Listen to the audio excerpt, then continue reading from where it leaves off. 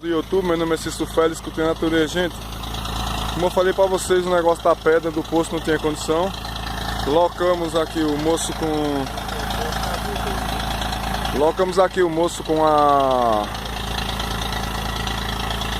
esse negócio que tá aí, como vocês estão vendo aí. Passou até na minha mente, né, o nome dele. Mas eu creio que vai dar tudo certo. Tá aqui o martelete aí, ó. Vocês estão vendo que é o que vai descer aqui pra baixo aqui, ó. O compressor, lembrei o nome agora, o compressor. Então ele vai descer aqui pra dentro do compressor. Esse moço aí trabalha em qualquer tipo de serviço. Vou mostrar pra vocês aqui o cartãozinho dele. Vocês podem puxar aí e ver muito bem. Querem locar ele pra essa obra, o que vocês quiserem, entendeu? Ele perfura, demole, faz tudo. O nome dele é Josivaldo, tá?